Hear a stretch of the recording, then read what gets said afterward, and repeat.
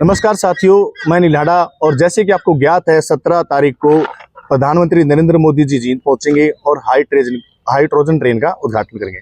वहीं हमारे साथ मौजूद हैं हमारे जींद के वरिष्ठ पत्रकार, और उनसे हम जानेंगे कि हमारे जींद को क्या इससे फायदा होने वाला, किस तरह का नुकसान रहेगा और क्या क्या इसके अंदर कार्यविधि रहेगी। सर, सबसे पहले हम जानना चाहेंगे जो जींद को सौगात मिलने वाली हाइड्रोजन ट्रेन, उसके बारे में हमारे दर्शकों को थोड़ा सा ब्रीफ से बताएं कि क्या इसके फायदे हैं और क्या इसके नुकसान। देखो, जो हमें 17 जुलाई को 2026 को जो सौगात मिलेगी हाइड्रोजन ट्रेन की, उसका हमें बहुत ही फायदा है। क्योंकि वर्तमान और भविष्य को देखते हुए, क्योंकि जिस हिसाब से आप देखोगे वर्तमान में युद्ध की स्थितियां चली हुई है, या तेल के, पेट्रोल के, इनके दाम बढ़ने लग रहे हैं, तो जो फ्यूल है हमारा, जो अब वर्तमान में जो हमारा फ्यूल बनेगा वो हाइड्रोजन ही हमारा भविष्य है। और हम अपनी विश्व इसी चीज टेक्नोलॉजी को लेके चला हुआ है, और ये टेक्नोलॉजी हमारा जो देश लेके आ रहा है, तो हमें बहुत फायदा है इसका। जी, मैं थोड़ा सा, हाँ जी, आप भी कुछ कहना चाह रहे थे। देखिए अनिल जी, हम आपके दर्शकों को बता दें, जैसे कि अभी प्रस्तावित है कि 17 तारीख को हमारे प्राइम मिनिस्टर नरेंद्र मोदी जी जींद पहुंच रहे हैं। हाइड्रोजन ट्रेन को लेकर बहुत बड़ी बड़ी बातें हो रही हैं, शहर के अंदर, राज्य के अंदर, देशों में। जैसा कि अभी हम लोग बता ही रहे हैं, पहले भी हम लोगों की एक दो वीडियो में चर्चा रही है कि हम जिस तरीके की बात कर रहे हैं कि हाइड्रोजन जो ट्रेन है, विश्व की जो सबसे पावरफुल ट्रेन जो है वो जींद से चल रही है, सोनीपत तक जाएगी, लगभग 15 स्टेशनों को कवर करेगी। बड़े नॉमिनल से खर्चे के अंदर वो चल रही है। लगभग 25 रुपए खर्चा है जो जींद से और सोनीपत के बीच में जहाँ जाएगी ट्रेन सोनीपत तक, 25 रुपए की ट्रेन में वो सफर करवाएगी, और लगभग 2600 लोगों को डेली रूटीन में वो सफर करवाएगी। और अगर मैं इसकी स्पीड की बात करूं, स्पीड 120 किलोमीटर प्रति घंटा की रफ्तार से दौड़ने की क्षमता रखती है। लेकिन अभी सुरक्षा के कारणों से, सुरक्षा की दृष्टि से इसको लगभग 75 किलोमीटर प्रति घंटा की रफ्तार से इस ट्रेन पे पटरी पर दौड़ाया जाएगा, ताकि इसको एक सक्सेस हाइड्रोजन ट्रेन के रूप में स्थापित किया जा सके। जैसे कि अभी जितेंद्र जी कह रहे थे कि ये एक विश्व की धरोहर है, आज के समय पे एक धरोहर बनने वाली चीज है। क्योंकि आने वाले समय में कब फ्यूल की समस्या आ जाए, या कब पेट्रोल की समस्या आ जाए, या कब डीजल की समस्या आ जाए, इसका अभी हम लोगों को कभी अंदेशा तो है। बड़े बड़े साइंटिस्ट इस बात को अंदेशा लेके बैठे हैं कि कहीं ना कहीं ये कभी ना कभी हम लोगों को इस समस्या का सामना करना पड़ेगा। उसका अल्टरनेट सबसे बड़ा जो है, अभी हमें सिर्फ हाइड्रोजन ही दिखाई दे रहा है। सर, मैं बीच में टोकना चाहूंगा आपको। लोगों के अंदर एक धारणा बनी हुई है कि हाइड्रोजन जो गैस बनेगी, जो यूज किया जाएगा, उसमें पानी इस्तेमाल होगा। दूसरा, अभी एथेनॉल आया है, उसमें भी पानी यूज किया जा रहा है। तो आने वाले टाइम पर पीने के पानी की बड़ी समस्या खड़ी हो सकती है अगर हम ज्यादा इसका इस्तेमाल करें। नहीं अनिल जी, अगर हम बात करें, देखिए पीने की पानी की समस्या जो है वो आप पहले भी हम लोग जब छोटे छोटे होते थे, हम लोगों को एक पाठ पढ़ाया जाता था कि पृथ्वी लगभग 27% पानी जो है पीने लायक है। अगर हम टोटल ऑल ओवर की वर्ल्ड की 27% पानी जो पीने लायक है। अब 27% पानी पीने लायक है, तो बाकी बचा कितना? 73%। अब 73% जो पानी है वो पीने लायक नहीं है। लेकिन हाइड्रोजन ट्रेन जब पानी से चलेगी, तो इतना पानी हमारे पास व्यवस्थित रूप में हमारे चारों तरफ घूम रहा है, उस पानी को व्यवस्थित किया जाएगा। किसी न किसी सरकारें कर रही हैं, साइंटिस्ट लगे हुए हैं इस चीज को, कि उस पानी को कैसे व्यवस्थित किया जाए, किस तरीके से पीने लायक बनाया जाए, और उनसे क्या क्या फायदे हम लोग उस पानी से ले सकते हैं। साइंटिस्ट अभी हमारे जो है इस पे अपना मंथन कर रहे हैं और अपनी खोजों को लगातार जारी रखे हुए हैं। रही जैसे आपने बात की कि आने वाले समय में पीने की पानी की समस्या तो नहीं होगी, लेकिन मैंने वही आपको बताया कि अभी जैसे हमारे हरियाणा की भी, अब जहाँ जींद से चलने की बात है, जींद में टोटल पानी पीने की हमारे पास, अगर हम कैपेसिटी की बात करते हैं, तो हमारा 22 से 23% पानी पीने लायक है जींद के। बाकी लगभग पानी हमारा नीचे का जो पानी है वो या तो खारा है, और या कुछ जैसे नीचे कुएं या सीवरेज की वजह से कुछ पानी खराब भी हुआ है। देखो, इसके बीच में मैं एक बात और कहूंगा, जो हमारी टेक्नोलॉजी है, क्योंकि हमारा जो पृथ्वी का है या शरीर का है वो 72% हमारे शरीर में भी पानी की संख्या है। तो हमारी जो टेक्नोलॉजी है, जो इजराइल से मोदी जी लेके आए थे, वो टेक्नोलॉजी जो समुद्र का जो खारा पानी है उसको मीठा बनाने की वो टेक्नोलॉजी चली हुई है।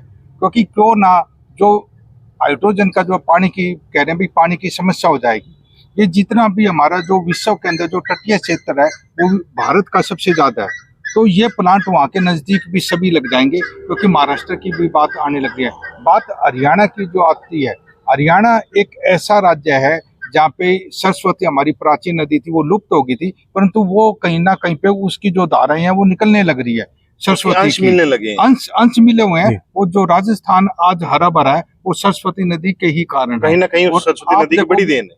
फिर आप देखने लग रहे हो कि भाई जो यमुना हमारी नहर है, नदी है, उसका पानी भी जो है वो ऐसी नहीं है बात कि अच्छा अब जो जहाँ पे पानी की हमारी संख्या कम हुई थी तो हमारी जो सरकार ने पेड़ पौधे लगाने इतने शुरू कर दिए कि वो जो समस्या आस्ते आस्ते कम हो जाएगी। थोड़ा सा एक चीज और मैं लेना चाहूंगा, क्योंकि जींद एक ऐतिहासिक नगरी रही है और स्टेशन की बात की जाए तो ये अंग्रेजों के टाइम का जींद का जो जंक्शन बना हुआ है, तो ये इतिहास के अंदर क्या एक और ऐतिहासिक कील साबित होगी? ये बिल्कुल होगी। देखो, जो हरियाणा जो हमारी हाइड्रोजन ट्रेन चलेगी, जिस प्लेटफार्म की चर्चाएं चली हुई है कि प्लेटफार्म नंबर 3 से चलेगी जींद जंक्शन के, ये प्लेटफार्म वही प्लेटफार्म है जहाँ से जो है रियासत जींद जब होती थी उसके जो पटियाला और जींद के जो राजा थे वो उनकी जो बोगियां होती थी उनको सैलून कहते थे।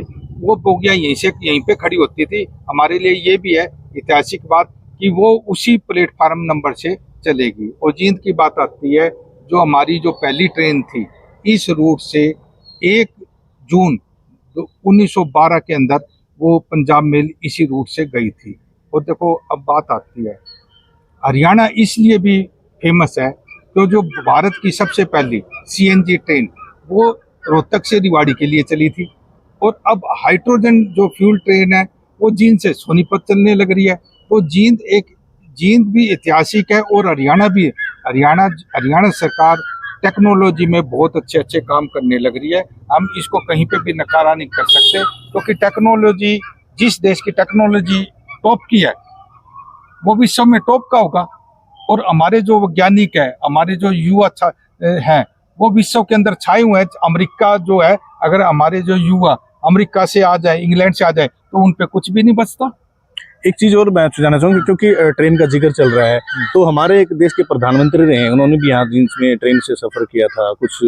हाँ, कुछ देखो, हमारे प्रथम जो प्रधानमंत्री थे पंडित जवाहरलाल नेहरू जी, जब 1952 के अंदर वो दिल्ली से जींद आए और जींद से फिर वो जींद सिटी स्टेशन है वहाँ पे आए थे। उन्होंने 1952 के अंदर एक रैली की थी, जिसको छोटा जींद स्टेशन भी कहते हैं। और उस दौरान वो आए थे, वो प्रधानमंत्री थे। उसके बाद 1978 के अंदर श्रीमती इंदिरा गांधी जी आई थी। तो उसके बाद 1991 में राजीव गांधी जी आए थे जो पूर्व प्रधानमंत्री थे। देवगौड़ा जी पूर्व प्रधानमंत्री थे, वो भी रैली के। अब प्रधानमंत्री जो दूसरी बार आ रहा है वो माननीय श्री नरेंद्र मोदी जी है। 1914 में भी आए थे, 2014 में भी आए थे और अब फिर आने लग रहे हैं। और मोदी जी के अंदर एक खासियत मैं आपको बता देता हूँ। जब वो हरियाणा के भाजपा के प्रभारी थे, उन्होंने बारीकी से जींद की एक एक गलियों को देखा है, एक एक रोड को देखा है। इसलिए कोई भी चीज ऐसी नहीं है कि वो नहीं जानते। ठीक है, आज सब साफ सफाई हो रही है, परंतु साफ सफाई जींद में पहले भी होती थी। हाँ देखो, वो आज हमारे प्रधानमंत्री है, इतना तो हमारा भी फर्ज बनता है कि कहीं पे भी कूड़ा करकट डलता है तो प्रशासन नहीं, हम उसको खुद साफ करें। ये हमारी नैतिकता है। वो हमारे मेहमान नहीं, हमारे देश के, राष्ट्र के वो राजा हैं, इसलिए हमारा फर्ज बनता है। बहुत अच्छा आप कह रहे हैं, बिल्कुल सही कह रहे हैं। जैसे कि हम लोग रैली की बात कर रहे हैं, प्रधानमंत्री हमारे माननीय प्रधानमंत्री जब यहाँ पहुंचेंगे तो उसमें हम लोग आपको, जैसे कभी भी कहीं कोई राजा जाता है तो देश को या राज्य को या जिले को बड़ी सौगातें मिलती हैं। अब प्रधानमंत्री जी यहाँ आएंगे तो हम लोगों को एक बहुत बड़ी सौगात तो ये मिल रही कि देश, हमारे जिले की साफ सफाई की व्यवस्था थी, कुछ चीज़ें दुरुस्त नहीं थी, कुछ बिल्डिंगों की हालत खस्ता थी, या कुछ हमारे लोग एम्बुलेंस की हालत भी कुछ खस्ता थी, मेडिकल सुविधाएं कम थी। लेकिन अब प्रधानमंत्री जी जब आ रहे हैं तो इन सब सुविधाओं को एकदम से दुरुस्त किया जा रहा है। देखो, मैं आपके बीच में एक और कहूंगा, जो आपने बिल्डिंग की बात कही है, 1892 के अंदर जो ये रेलवे लाइन बिछाई अंग्रेज ब्रिटिश का कंपनी ने, तो उन 1896-97 में रेलवे स्टेशन बन गया था। आज इतने साल के बाद स्टेशन का पुनर्निर्माण किया गया रेलवे है जंक्शन और जींद का पुनर्निर्माण मतलब जन्म हाँ, और उसमें इतनी आधुनिक सुविधाएं दी गई है कि ये आधुनिक सुविधाएं आने वाले टाइम में हमारे लिए रामबाण सिद्ध होगा कि आपके जो रिजर्वेशन का सीट हो या बैठने की जगह हो, पैसेंजर को किसी प्रकार की टॉयलेट वगैरह किसी प्रकार की असुविधा नहीं होगी। बार बार लोग कहते हैं ना कि जींद पिछड़ा हुआ था। मैं आज ये कहता हूँ जींद में बहुत वर्क हो रहा है, वर्क आज विकसित हो रहा है जींद। और जींद के विकसित होने की एक सबसे बड़ी जो आज हमें प्रतिमूर्त समझ में आ रही है वो हाइड्रोजन ट्रेन है। हाइड्रोजन ट्रेन आने से जींद के लोग चारों तरफ से जुड़ेंगे और हाइड्रोजन जब ट्रेन यहाँ से सक्सेसफुली रन होंगी तो अदर हमारी स्टेट्स जो हैं, जो हमारे राज्य हैं, वो भी इसके ऊपर हम लोगों के ऊपर अमल करेंगे कि हमारी जो टेक्नोलॉजी या जो व्यवस्थाएं हमारे यहाँ चल रही हैं उनसे देख के वो प्रेरित होंगे और वहाँ भी वो अपनी सरकारों से अनुग्रह करके वो चलाने की कोशिश भी करेंगे। एक बात मैं कहूँगा, आपने जो पिछड़ापन का है, पिछड़ेपन में ये कुछ लोग कहते हैं भाई पिछड़ापन है, और भी तो शहर आगे पहुंच गए हैं। देखो, हमें एक बात कहनी पड़ेगी, हमारे यहाँ के जो माननीय विधायक जी हैं, इस टाइम पे डिप्टी स्पीकर है, उन्होंने उनके अथक प्रयास से यहाँ पे जो है 8-9 नेशनल वो रोड बने हैं, हाईवे बने हैं, जिसकी कनेक्टिविटी आज जो है अनेक राज्यों से है। देखो, उन्हीं के प्रयास से उन राज्यों की बात तो कर ही रहे हैं हम लोग, राज्यों के साथ साथ तो है कुछ देशों से वो हाईवे कनेक्ट होने लगे हैं। हाँ, कनेक्ट होने लगे, पाकिस्तान से, हाँ। अफगानिस्तान से ये जो हाईवे नेशनल जो हाईवेज हैं ये चाइना से कनेक्ट हो रहे हैं। सर आप हाईवे की बात करते हैं, कभी भी किसी भी औद्योगिक क्षेत्र के लिए सबसे बड़ी रीढ़ की हड्डी होती है रोड। हमारे जींद शहर में हाईवे कनेक्टेड हो गए हैं, लेकिन इंडस्ट्रियल एरिया बिल्कुल जीरो के बराबर है।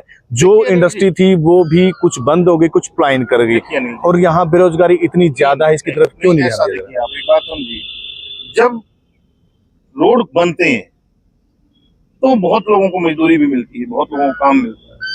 जब रोड बनकर तैयार हो जाते हैं तो लोगों को कच्चा माल लाने में आसानी होती है और वहाँ पैदा जो प्रोडक्शन हो रही होती है उसको बेचने में आसानी रहती है।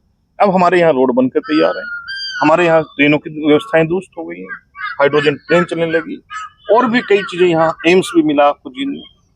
जैसे जैसे ये चीजें विकसित हो रही हैं, आज ये विकसित जींद का नमूना है।